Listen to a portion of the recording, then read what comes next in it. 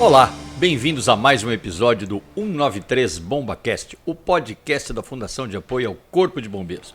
Aqui você ouve sobre os bastidores do Corpo de Bombeiros, ouve muitas histórias e histórias, como essa que ouviremos hoje, de um veterano que, olha, vou falar uma coisa, espetacular o que ele acabou de fazer, vocês vão curtir, uma aventura bacanérrima.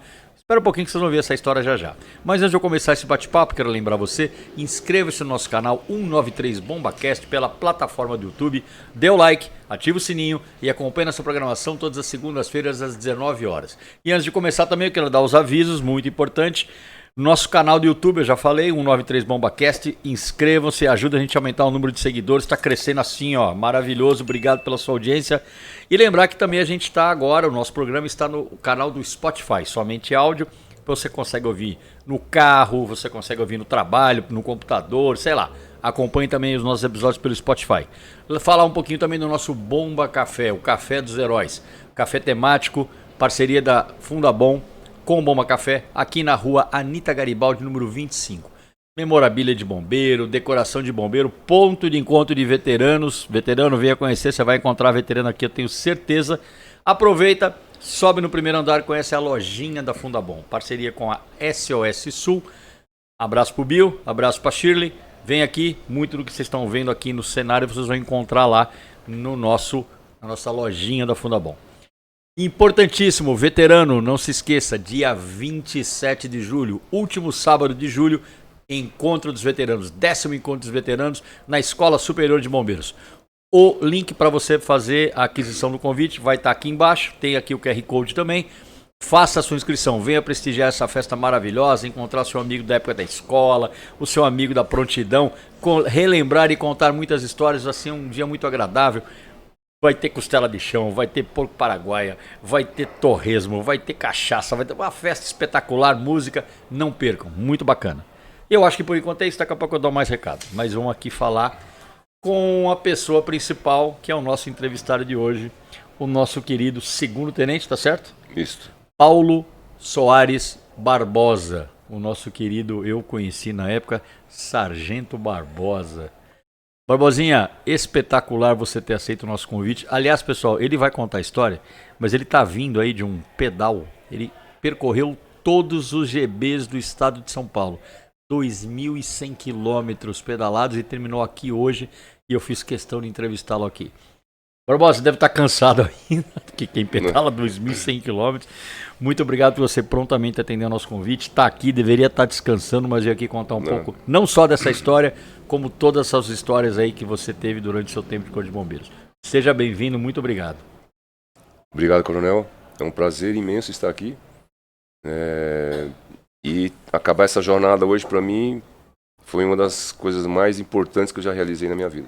Que bacana, que bacana. Você começou há quanto tempo atrás essa sua jornada ciclística? Então, hoje está exatamente 3 semanas, 21 dias. 21 dias, quantos quilômetros? 2.100, eu falei? Está né? em torno de 2.100. Que maravilha. Eu tinha feito aqui um levantamento, tudo, ia dar aqui uns 1.980, mas passou pelo meu GPS. Tem aí uma... Dentro da cidade, você faz umas voltas, né? Que bacana. Mas vamos voltar um pouquinho. Essa história eu acho que é a cereja do bolo, mas vamos falar um pouquinho do bombeiro Soares, né, que teve uma carreira no Corpo de Bombeiros espetacular. A gente trabalhou junto, me lembro muito bem.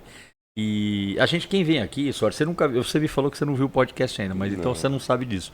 Mas a primeira pergunta que eu faço, aliás, não é a primeira, porque eu já te fiz pergunta, mas a que marca o início da nossa entrevista é a que eu faço para todo mundo.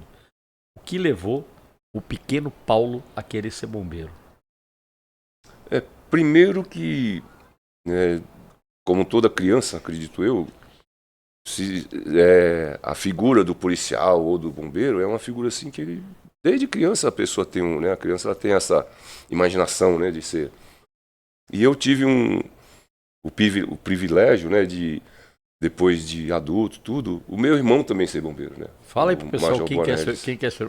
É o Major Boanerges, né? A gente eu tive muito prazer de trabalhar com ele no primeiro GBS, nos idos, né, 1980, quando eu me apresentei lá. E a gente trabalhava na mesma guarnição, aprendi muita coisa com ele. Então é um espelho para mim. Eu acho que essa resposta ficou fácil, né, Soares? Bom, você sabe disso, né? A admiração que eu tenho pelo seu irmão, por você. Eu até brinquei, né? Agora há pouco falei, é uma linhagem. Falei até pro Coronel Nilton, comandante do bombeiro. Falei, esse cara, ele não sabia que você era irmão do Bonetti. Falei, é linhagem, cara. Esses caras aí são bombeiros de sangue. Dois irmãos que tiveram o privilégio de trabalhar na mesma prontidão, na mesma guarnição. Eu acho que é uma experiência muito enriquecedora, não é, Soares? Sim, sim, nossa, com certeza. E eu não vou citar nomes assim, porque, nossa, de quando eu entrei no primeiro GBS, oriundo do primeiro GBS, várias pessoas foram, assim, meus professores, né? E quando eu cheguei, eu fiz a escola em 1980 no 5º BPMI em Taubaté. Ah, você é do Vale, né? Você fez a... Não, eu morava em São Paulo. Hoje você mora no Vale. Hoje eu moro lá em Araraquara. Araraquara. Não, é na região lá de Ribeirão ali, né? E... Só que assim, eu mesmo como paisano, se eu ter a ideia, eu era aquele garoto jovem, né? Que fim de semana eu adorava passar o fim de semana com meu irmão no quartel. Na época ele estava na Alfredo Issa, com o Sargento Grangeiro, o Lima, nossa, Magalhães. Então eu já conhecia, vamos dizer assim, como já funcionava o bombeiro já antes de entrar. Porque eu já adorava ir lá. Passava o dia com ele e depois vinha embora para casa. E aí depois eu, graças a Deus, consegui fazer inscrição, passei nos exames, tudo. E aí fui fazer a escola lá em Taubaté. 4 pelotões na época. Quem comandava o primeiro GBS era o Major Júlio Buono Neto. Coronel Buono. E eu vim pro bombeiro. Você terminou a escola e veio bombeiro? Vim pro bombeiro. Para o como se? Sim, primeiro GBS. Cheguei lá, tudo, recrutinha. Isso nós estamos falando, você já falou, 1980? Em torno de agosto, setembro de 80.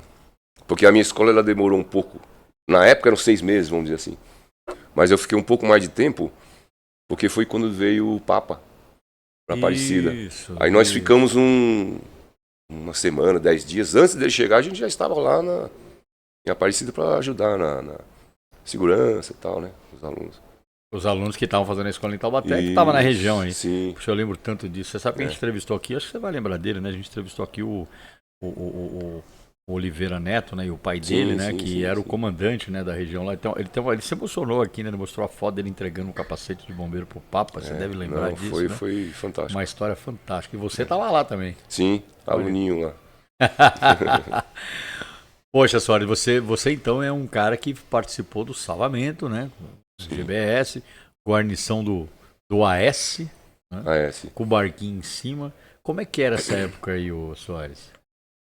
Olha, eu vou falar uma coisa pro senhor.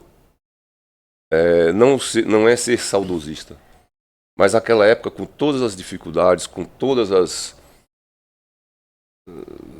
intercorrências, assim, coisas que, né, a gente não era tão como hoje, vamos dizer assim, material e tudo mais, mas foi uma das melhores épocas da minha vida, de profissional. Porque além de estar trabalhando no que eu queria, que eu gostava, era ali no GBS que eu queria. Assim. Você já tinha referência, né? Sim. Você já falou e fala, pô, é isso que eu quero fazer da minha vida. Eu já sabia nadar um pouco, sempre gostei da parte esportiva, já corria um pouco. Então não tive assim, muita dificuldade na vida. Vamos dizer assim. Você, em 1980, você falou do Coronel Buono, mas você não pegou mais o Coronel Zé Carlos nessa época? Não, sim, peguei. Pegou também, né? Sim. Os comandantes na época foi o Major Buono, depois veio o Zeca Carlos. Depois veio aquele que depois foi para a Escola de Educação Física, careca, forte, bigodão. Ah, o Casertani. Ailton Casertani. Casertani, peguei. Na realidade, eu tive uma imensa, assim... Inclusive, hoje, eu estive no primeiro GB, né, passando nessa rota aí, e eu visitei lá a sala do Coronel Caldas. Eu tive a imensa satisfação de pegar o Coronel Caldas no finalzinho. Como é que a gente conta a história do Caldas através de outros, porque ele infelizmente não está entre nós. Ele foi lá pro 7º. Mas me conta a história do Coronel Caldas. Como é que você viu o Coronel Caldas naquela época? É interessante, porque daquele tempo lá, você já via ele uma pessoa diferenciada. O conhecimento que ele tinha era coisa absurda do bombeiro. Realmente era um homem assim... À frente do seu tempo, né? À frente do seu tempo. Ele não... Não sei nem se eu posso falar assim, mas... Fala. Mas, por exemplo, o Coronel Caldas, ele não esquentava muito a cabeça com o cabelo... Ele era um cabeleira, pô. Tinha o cabelo dele, branquinho ali, sabe? Comprido. Então, mas era uma pessoa assim... Eu peguei algum tempinho, pouca coisa, eu acho que um mês. Aí ele foi lá pro 7º. Eu acho que ele aposentou lá, né? Mas foi, assim, uma tremenda honra, né? E aí depois vieram os outros comandantes. O Major Amaral também comandou. Eu cheguei lá, ele era o comandante. Eu tive, assim, nossa, satisfação imensa. Aí depois o senhor tenente... Rapaz, eu vejo, boa, eu falo para as pessoas, os colegas onde eu estive nessa viagem, conversando, e eu falo, eu sou um privilegiado, porque se há uma coisa que me deixa muito feliz, assim, satisfeito, é porque vários comandantes do bombeiro hoje, e de algum tempinho, foram oficiais que a gente correu junto numa área, porque eu fiquei um bom tempo correndo na área. Teve uma sequência bacana. Nossa, né? O Santos. Santão, Coronel Santos. Coronel Santos, uma figura sensacional. O Aurélio, o senhor, o Eduardo, o Coronel Eduardo, que depois, né, um pouco mais. O Coronel Duarte. O Coronel também, Duarte. foi de lá. Então, assim, nossa. Coronel Carquede. Carquede, isso. Pô, era tenente também. Era tenente também. Assim, tem mais, é que a cabeça a gente vai... É bacana, Soares. Assim, realmente, a gente pegou... E você também é de uma geração que... Você é anterior a mim, claro, eu cheguei um pouco, 10 anos depois de você. Mas, juntamente, a gente pôde presenciar uma transformação muito grande do bombeiro.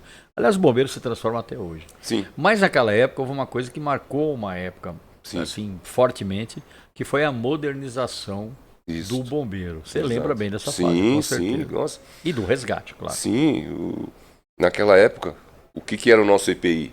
Era aquele capacetinho... Crista de Galo? Aquele ali, ó. Tem um atrás de você, ó. Isso aí, ó. Isso aí, aquela capa de chuva amarela. Capa de chuva amarela. Luva, né, assim... Você falar pra um moleque desse hoje, um garoto que hoje entra no bombeiro, jovem, como a gente foi um dia, que a gente atendia incêndio com uma capa de chuva de plástico. O cara não acredita, né? Tudo que era ocorrência era a gente. E sem contar o detalhe que quando tinha aquelas inundações terríveis ali na região, Cambuci, Vila Carioca ali... O próprio quartel alagado. A gente saía de barco às vezes do quartel. Eu peguei essa época. Já saía com o motor de popa. Saía do motor... Ou remando do pátio do quartel. Eu peguei isso aí. Que coisa, né? É inacreditável a gente contar uma história. Então, muita gente já contou essa história aqui, meu Soares. As guarnições de salvamento que era... Nossa, a gente tinha... Eu não me recordo se eram 7, 8 guarnições de salvamento. E às vezes era assim, corria uma, corria outra. E atendia a cidade inteira, né? Nossa, tem Itaquera. Depois vieram os postos, né? Itaquera. Aí foi uma estratégia da época, né? Que colocaram as viaturas de salvamento, estava tudo concentrada no Cambuci, depois lá no aeroporto, quando foi fundado o segundo GBS, dividiu São Paulo ao meio, mas aí, não chega. Aí começaram a colocar as viaturas de salvamento nos postos do incêndio, né? Você chegou a ir para algum desses ou você ficou sempre no Cambuci? Não, eu tenho duas saídas, vamos dizer assim, do GBS, né, do GB. Em 87, na época o Tenente Onias, né, Coronel Onias. Abraço, Coronel Onias. Gente finíssima, um abraço também, comandante. Você só cita nomes de alto quilate. Não, eu só tive sorte de trabalhar com pessoas excelentes. E o Tenente Onias, ele ia lá pro 3º GBS. Ia inaugurar o bombeiro de São Sebastião. E aí ele conversou comigo e mais algumas pessoas. Ele falou, vamos lá? Preciso de umas pessoas, tal, assim, sabe? Ponta firme e tal. Chiquinho, eu acho que o Chiquinho foi nessa. Chiquinho, Mendonça. E aí eu falei, vamos embora. Eu falei com a esposa, ela topou, então vamos. Aí nós fomos. Aí inauguramos o bombeiro de São Sebastião. Eu fiquei até 93. Aí em 93 eu voltei pro primeiro GBS de novo, primeiro GB. Aí isso eu lembro. E aí, eu lembro quando você voltou. Então, aí eu só saí em 2000 para poder, vamos dizer assim, né? Já estava faltando pouco tempo para aposentar, os meus filhos já adolescentes. E aí eu fui para o 9º GB, que ia inaugurar o bombeiro de Bitinga. tive a satisfação de trabalhar em 2 postos que foram inaugurados. A gente começou na inauguração, que foi São Sebastião e Ibitinga, que é do Nono GB. Que maravilha, hein, Soares? História. Você teve uma história muito bonita no Corpo de Bombeiros, né? Um cara sempre lembrado, né? A gente entrevistou várias pessoas aqui que falam do seu nome. E quando as pessoas lembram do nome, é porque realmente elas significaram alguma coisa, né? Mas vamos falar um pouquinho sobre essa história aqui da... Eu me lembro de você já naquela época, você sempre gostou de esporte, você já falou disso, gostava de pedalar, você, né? Acho que você era um dos que ia pro quartel de bicicleta também, né? Sim, eu tinha uma bike. Tinha um bando de maluco lá, que você tava no meio, eu também tinha tava, e tinha outros ali, que naquela época não tinha ciclofaixa. Não. Né? Não tinha Mas também não tinha o trânsito também não tinha, de... se por um lado não tinha a facilidade que tem hoje da ciclovia, mas também não tinha o trânsito que tinha hoje. Porque hoje está inviável, nossa. Inviável, né? E aí você continua... Desculpa, você tá com quantos anos? 67. 67. Graças a Deus. Olha... Que, porra, cara, você é meu, já sou seu fã ciclístico.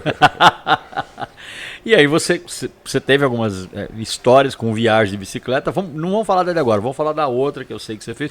Conta daquela viagem que você fez há uns 7 anos atrás, mais ou menos. Isso. Fala um pouquinho sobre isso aí primeiro. Então, antes desta viagem, na realidade é assim, eu mal sabia andar de bicicleta. Por incrível que pareça. Não sabia quase, eu não conseguia andar de bicicleta em pé.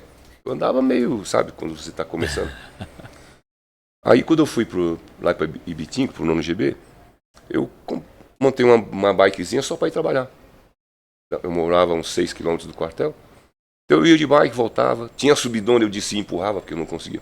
Embora eu sempre corri, não sei o que e tal, mas a bike é outra pegada, né? É diferente. E aí fui indo, eu fui pegando gosto. E aí os outros bombeiros que tinha lá, principalmente 2 bombeiros, né? BM Novelo, KB Mills, e depois o Margadona também. Eu falei para eles assim, vamos pro litoral norte? Isso em 2002. Foi minha primeira cicloviagem longa, assim, de dias. Porque até então eu fazia assim, Ibitinga, Ribeirão Preto, que dá 160, 155. A gente ia para lá, dormia lá e voltava no outro dia. Ou então São José do Rio Preto, 160 também. Ia lá, dormia lá e voltava. Aí...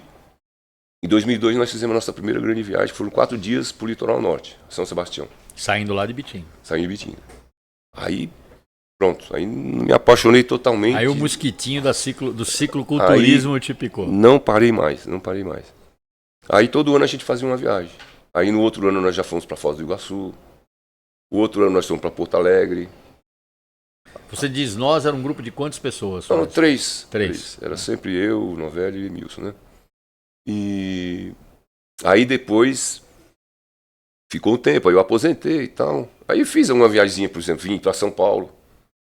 A gente veio para São Paulo em 2 dias, assim, eu e o Novelli. Ficamos lá ficamos no GBS. Aqui. Lá. Então, enfim. E aí eu não parei mais, sempre fiz. Aí, há uns tempos atrás, eu fiz todos os postos do Nono GB. Antes disso, é de Fortaleza. É isso que eu quero que você conte, pô. Então, aí, eu sempre tive esse pensamento de fazer, porque nós somos de lá, né? Eu sou cearense, Fortaleza. É essa história que eu queria que você nós chegasse, nascemos ali na Praia de Iracema, praticamente, ali, Fortaleza. Mas desde 70 nós estamos aqui em São Paulo. Eu tenho família lá, tudo, né? E fazia muitos anos que eu não via meu irmão, sobrinhas. Eu falei, eu acho que eu vou para Fortaleza de bike. Eu tenho que fazer isso antes dos 60 anos. Falei, porque aí depois com 60, né, já vai estar meio... O corpo já não vai mais. Tô vendo. Aí, Martinho. Aí, ia um colega, ia comigo. Mas, faltando algum tempo, ele se machucou. E aí eu fui sozinho. A minha esposa não queria, meus filhos... Foi a primeira viagem longa que você fez sozinho? Sozinho, minha primeira sozinho. Estava um pouco inseguro, porque sempre acompanhado, Claro. Mas aí depois... E hoje eu já estou acostumado a pedalar sozinho. Porque eu faço o meu ritmo, eu faço minha... Foram quantos dias esse pedal 26 dias. 26 dias. 26 dias. Você fazia 3 mil e pouquinho. 3 mil e pouco, tá. Não, é puxado, eu tô fazendo a conta rápida aqui. Dá uns cento e tanto por dia. Como essa agora também, foi em média de 100, 110, 120. Você foi e voltou ou você só foi? Eu só fui. Só foi. Porque eu pegava minhas férias, né? Eu ainda estava nativo. Estava nativo. Não, na realidade eu não estava na ativa, mas eu precisava voltar para não ficar. Essa de Fortaleza eu não estava, nas outras eu estava. E aí eu voltei de avião, né, para não ficar muito. Levei 26 dias, fiquei 3, 4 dias com meu irmão e voltei de avião. Né. Aí, Teve algum perrengue nessa viagem? Aliás, vamos voltar, mas qual foi o pior perrengue que você passou viajando de bike até hoje? nossa, coronel. Deve ter muitos, eu sei. Tem. Quando nós fomos para Foz do Iguaçu, a gente ficou no bombeiro lá, de Foz do Iguaçu, né? E aí depois nós saímos com a bike para poder. Nós fomos lá na Cidade do Leste, comprar lá. Comprar bugiganga no bugiganga Paraguai. de bike, E aí depois nós fomos Para Argentina. pra Argentina. E tem a placa de divisa lá da fronteira, né? E a gente parou, naquele tempo era câmera, né? Câmerazinha. Não tinha celular com Não, câmera aí. era câmera digitalzinha. Aí a gente tá lá, nós três. Tirando uma foto lá, sai do mato assim. Sei lá, uns 15 molecão, tipo trombadão, né? Assim, uns molecão Vixe. fortes. Quando eu vi eles saindo, e a gente tirando a foto, né? Um tava tirando a foto. E, ô filho. Olha, Esse chegou é meu teu filho filho mais aí. novo, Vem cá, esse vem é cá. mais Ô filho do. Ô Soares, vem cá. Posso Fica lá, mas vem cá. Isso aqui é programa família, viu, Soares? Que show. Como vai? Continua. Que bacana. Isso a gente não edita não, você vai tudo fora aqui, viu, cara? Outro dia veio aqui o coronel, o capitão Franco com a esposa, a Maria Rosa, os filhos. Ficou uma zona isso aqui, mas foi uma maravilha. Que bom. Mas e aí? Aí você saiu os trombadão do meio do mato. Aí a gente tirando a foto lá. Aí os caras. E aí, vocês são. A gente tava com bandeirinha de São Paulo e do Brasil. Vocês são de São Paulo, tal? Nós somos, tal. Ô, vocês conhecem a Zona Leste? Comecei falando, né? Aquelas gírias. Era brasileiro, esse bonde era brasileiro. Sim, tava do lado do Brasil. Aí a gente, não, pode crer, Zona Leste, Racionais, aqueles papos figurados, né? Aí eu sei que, pra concluir, coronel, nós fomos assaltados, roubados, mas, assim, na boa. Não tem violência. Sim, porque os caras falaram assim, ó, eu vou dar uma moral pra vocês, só não vou levar a bike de vocês aí e tal, não sei o que, roubar, porque vocês estão na pegada, não sei o que, fala um jeito. Mas dá um dinheirinho pra nós aí. Mas vê o que você tem pra nós aí, não sei o que. Ô, cara, aí eu tinha uns 30, 40 reais, o outro também tinha mais um golzinho e tal, entregamos. Demos as mãos, tal, os caras foram e a gente... Ou seja, foi assim, por Deus, né? Inimaginável, né? Pô, mas quem tá nessa situação vai fazer o quê, né, cara? Pô, E eles fazem isso, eles saem do mato. que coisa. E o Ceará, rolou algum É, perigo? Também eu tive assim vamos dizer assim, né? Eu tenho quase certeza que eu ia ser realmente assaltado, né? Porque eu parei em um local, não lembro, recordo a cidade. E um cara veio, eu fui almoçar, já era quase 3 horas, eu tava morrendo de fome. E faltava pouco tempo para me chegar, acho que faltavam uns 8 km para chegar na cidade que eu ia ficar. Acho que é antes de Icó. Isso no Ceará já. Já Ceará. Aí o cara chegou, pô, você tá viajando de bike, não sei o quê, papapá, eu falei, tô, tal. Aí começou com os papos furados, aí falou, mas aí você fica levando dinheiro, mas você não tem medo, tal. Eu falei, não, cara, não levo dinheiro não. Aqui eu fico me virando, trabalhando aí de lavador de prato, por comida. Já jogou uma gamela no cara já, né? Já comecei porque os caras vêm com um papo, né? Aí nisso fiquei ali, tal. Terminei, tava almoçando, aí ele saiu, aí ele ficou lá na ponta com outro cara numa moto. E eles ficaram lá, ó. Um cara não ia ficar à toa, porque eles iam me roubar. Aí eu acho que eu fiquei umas 3 horas lá, umas 2 horas e meia lá. Tava perto mesmo, aí eu fiquei esperando. Aí quando eles foram embora, eu... Seguiu a viagem. Falei, nossa... Cara, olha, eu vou falar pra você, cara, eu fiz algumas viagens de bicicleta, você já fez muito mais. Tem a do Rio também. É do Rio? Então pronto, Rio de Janeiro, conta. A do Rio foi a primeira. Essa foi assim também, graças a Deus, Deus protege, sabe, a gente. Eu tenho essa fé. No Rio de Janeiro, eu fui porque eu fui pro Rio ali, né? Mambucaba, né? Que é Angra dos Reis. Você foi pelo litoral, você foi pela BR-101, tá? Depois eu peguei a 106. Tá. Pegou a 106. Lá em Leopoldina. Mas aqui no Rio, no começo, eu passei ali por Piraí. Nossa, tem um túnel lá, perto de Lídice. Nossa, tem uns túneis ali bonitos. Conheço. Aqui desce pra Angra. Conheço. Nossa, aqueles túneis ali é tenso. Ele é, para quem não conhece, ó, é lindo, é escavado na rocha. Na verdade, Feito por escravos. Feito por escravos. Foi na picareta que fizeram esse. Ele é todo deformado assim. É todo deformado porque ele é feito na Escuro picareta. pra É caramba. escuro, ele não tem o. Não tem acostamento, não nada. tem acostamento e não, como é que é? Não tem a capa de concreto. Não, né? tem nada. Realmente a pedra. Já passei. Eu passei de bicicleta lá também. Eu fiz esse pedaço aí. Então, e aí eu sei que quando eu peguei um trecho lá que eu precisava ir para Piraí, né, para essa região. E eu fiquei na dúvida, porque chegava no ponto que bifurcava, ela descia e subia. Falei, putz, e agora? Aí eu falei, bom, eu vou subir um pouquinho, porque se eu descer e tiver que voltar é pior. É pior. Como eu tô aqui, aí eu vou subir um pouquinho e tal. Você conhece o primeiro mandamento da bicicleta? Do ciclismo? Não importa para que lado você vá, é sempre morro acima e vento contra. Né? É isso aí mesmo. Aí eu subi um pouquinho, quando fez uma curva, tava descendo dois caras, discutindo e tal. Cara com a pistola na cintura. Durante o dia, de manhã, assim, 11 e meia da manhã. O cara com a pistola aqui, o outro também devia estar armado. Aí eu vi assim, que eu tava subindo devagar, aí eu parei a bike e falei, bom. Aí eu falei, irmão. Tô perdido. Tô perdido aqui, pra mim ir pra tal lugar, assim, assado e tal. Aí ele falou, pô, irmão, você tem que descer aqui, não sei o quê, papapá. Ah, eu falei, legal. Aí eu falei, aí, você viu se tem lá porque tinha um cruzamento ferroviário lá embaixo, eu passei, tinha, né, as cancelas. As cancelas.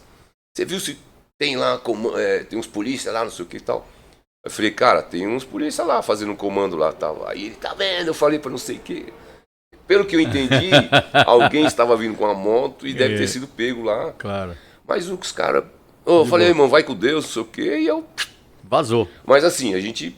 É um negócio... Não, é um choque, desafio, né? cara. Você sair pra fazer uma viagem de bicicleta no Brasil... Deus protege. Deus protege. Porque só não pode dar vacilo. Não pode dar vacilo. Eu tive minha cota de experiências com isso também. É diferente, eu já tive a oportunidade de fazer viagem fora do Brasil, é outra pegada, mas você realmente... Tenho muita vontade. Você fazer viagem de bicicleta no Brasil realmente é uma grande aventura, muito maior. E você, aos 67 anos, pessoal, ele tá assim, não é porque ele se fantasiou de ciclismo, ele tá chegando. Né? A viagem dele, né, essa que nós vamos falar agora, que ele rodou quase 2.100 km, ele tem o registro aqui, e visitou todos os GB de São Paulo, acabou de acabar. Certo? A jornada, graças a Deus, teve. Vamos falar por que você teve essa ideia e como é que foi essa viagem. Então, Coronel, há uns tempos atrás eu fiz, como eu falei, todos os postos do 9º GB. É uma área muito grande também, deu 900 quilômetros praticamente.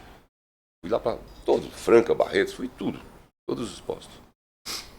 E aí eu pensei, eu falei, caramba, eu acho que eu vou fazer também do GB do estado. Isso... né, já... Tava na ideia na cabeça já. E... aí...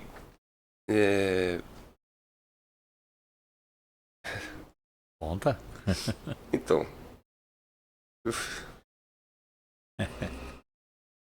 nem meu filho nem minha esposa sabem dessas coisas que eu vou falar. E... o ano passado, eu perdi o meu filho mais velho, com câncer. E ele é o meu mais novo. Então, desde o ano retrasado, a gente ficou na luta.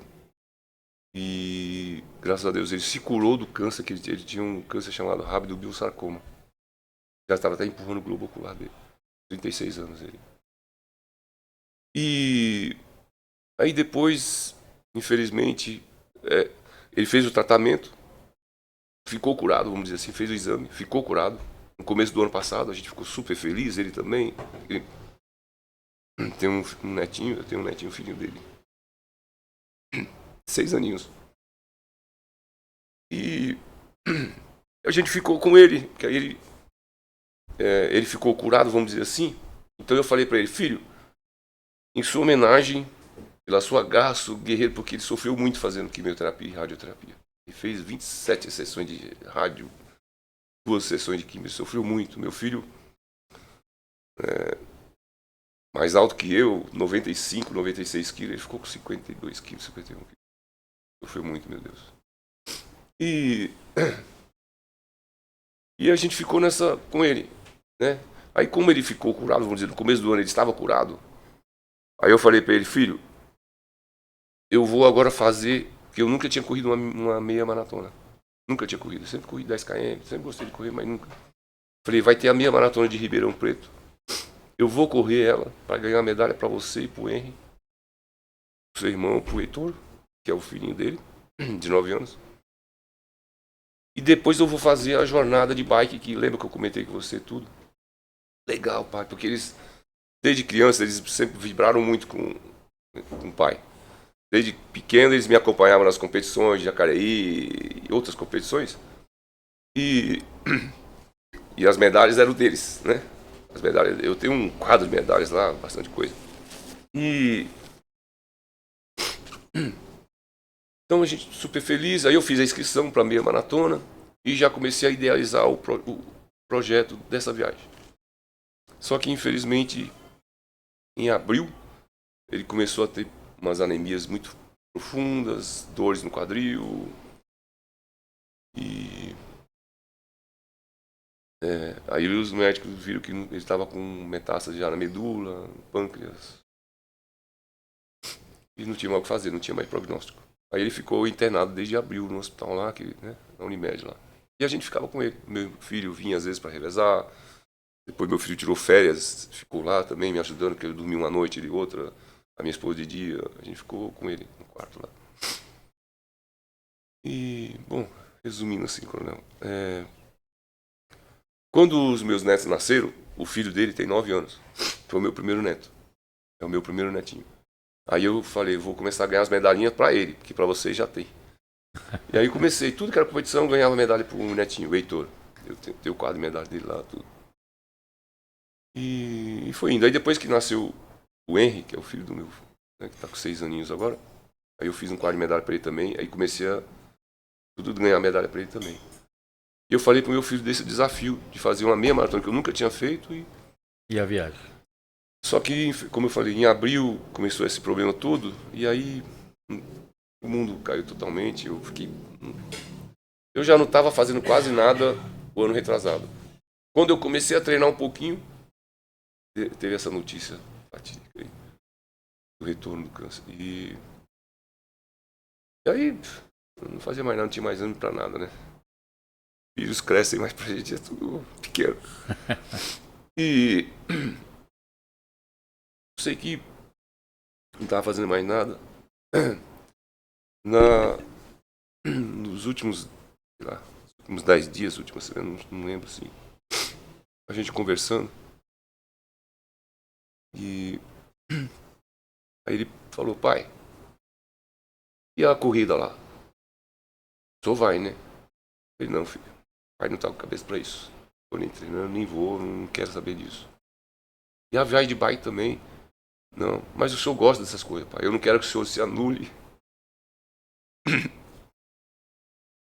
Quero que o senhor prossiga a sua vida, né?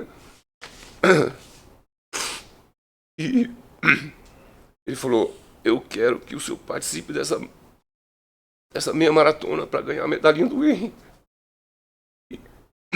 E faça essa jornada também. Porque tudo que o senhor fez por mim e pelo William, agora o senhor tem que fazer pelo Henry e pelo Heitor. E passou, meu filho faleceu em julho, vai fazer 1 ano. Mas é como se fosse ontem. Falta é terrível. Enfim. E aí eu fui. As coisas acontecem, né? As coisas acontecem. Eu tô sendo um pouco longo porque. Não, por favor, o espaço é todo seu.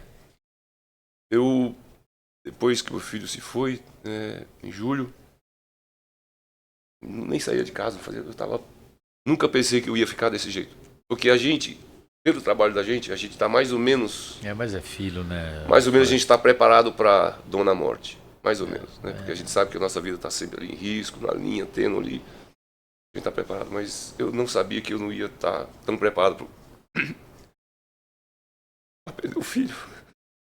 E aí um dia, no final de começo de agosto, acho que primeira semana de agosto, eu sonhei com meu filho. Essa promessa, vamos dizer assim, que ele me fez falar para ele. Fez você fazer.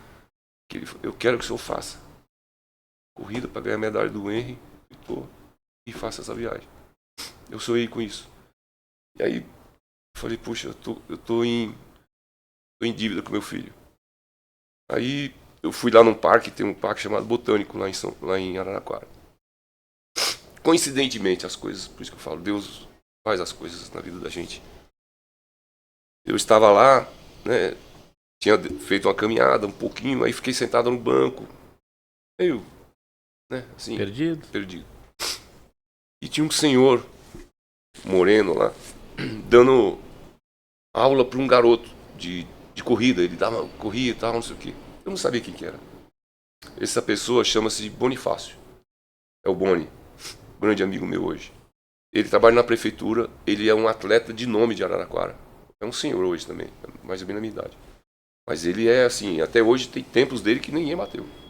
Nos 10, nos 5, ele é atleta. E hoje ele trabalha dando aula também, né?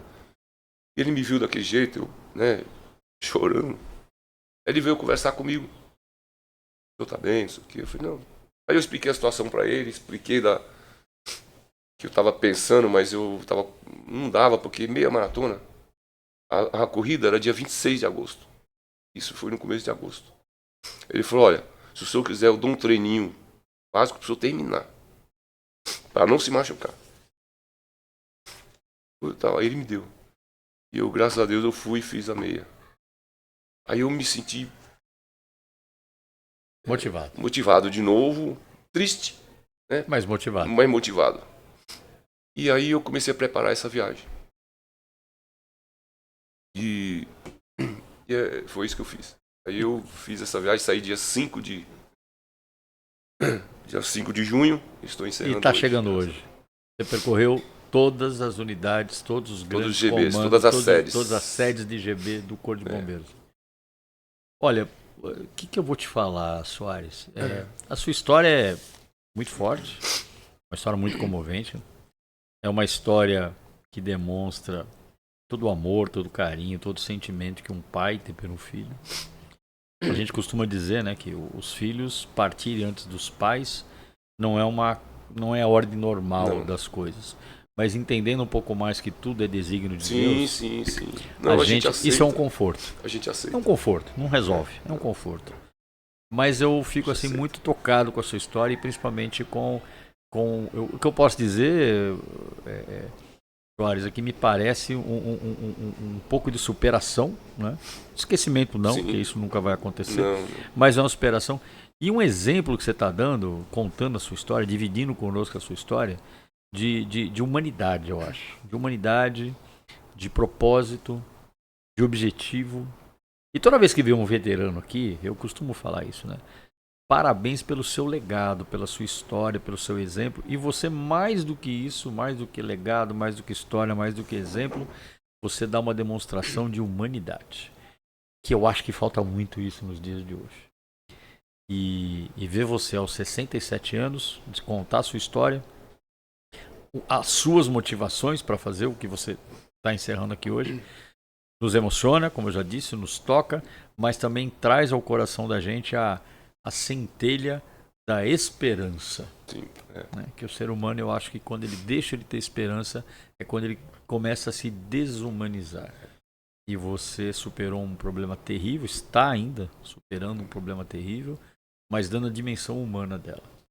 Que história, viu, cara? Que história. E eu vou dizer com toda a sinceridade, eu te convidei para falar pela sua história de bombeiro, pela sua história de pessoa que você é, que eu conheço, pelas suas viagens de bicicleta, e não esperava um depoimento tão humano. Eu quero te agradecer muito de coração por você ter feito isso, ter tido essa coragem, ter tido essa entrega, né, aqui para nós, gravarmos aqui no nosso podcast, com seu filho que está aí também emocionado, e não é para menos.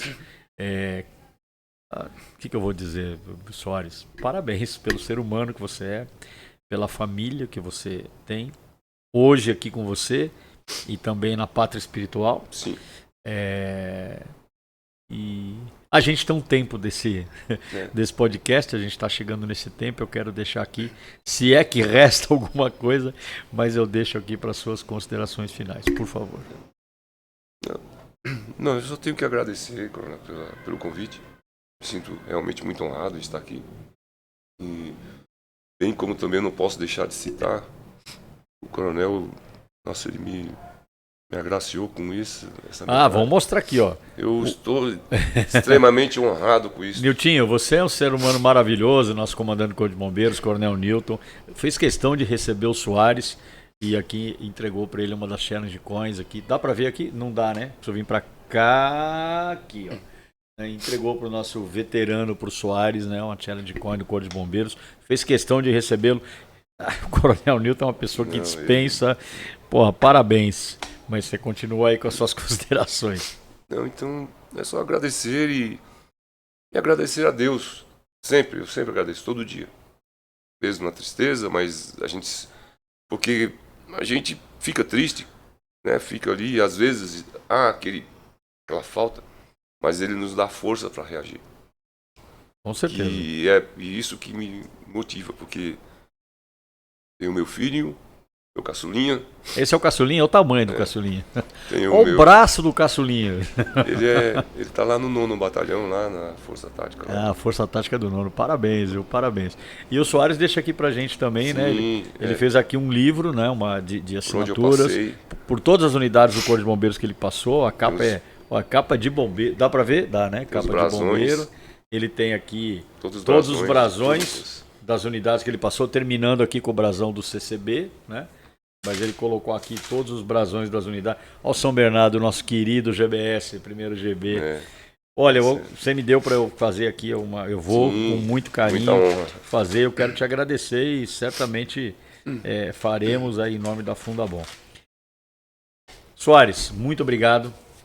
Obrigado mais uma vez, né, pelo que você representa para os nossos veteranos, pelo que você representa para muitos bombeiros, pelo seu exemplo, pela sua história de vida, pela sua humanidade, como eu já disse. E assim, eu vou repetir o que eu falei para o Niltinho. Niltinho, é uma família que são policiais e bombeiros de coração. Como é você, como é seu irmão, como é seu filho. Tem mais alguém ainda são só vocês três? Poxa, que honra e que alegria. E antes de encerrar, eu quero lembrar vocês mais alguns avisos aqui, né, do nosso BombaCast. Lembrar da nossa Festa dos Veteranos, 10ª Festa dos Veteranos, dia 27 de julho, na Escola Superior de Bombeiros. Novamente vai estar aqui o link, o QR Code. Faça a sua aquisição. Já está chegando no limite da nossa ocupação lá, hein, pessoal? Corra para fazer a sua inscrição. Não perca essa festa maravilhosa, encontrar os veteranos, encontrar os seus amigos da época de escola, contar muita história. Estamos esperando vocês lá. Tenho que falar também, essa é muito importante também, da nossa pós-graduação em Engenharia de Segurança contra Incêndio. Início dia 20 de agosto. Já tem bastante inscrição. Antes da turma fechar, faça a sua inscrição. Você é arquiteto, você é engenheiro, você é bombeiro, arquiteto ou engenheiro. Esse curso, obviamente, não é só para bombeiros, é para todos os arquitetos e engenheiros. Venham fazer. Corpo discente diferenciado, corpo docente diferenciado, são bombeiros e engenheiros que vão ministrar as aulas para você.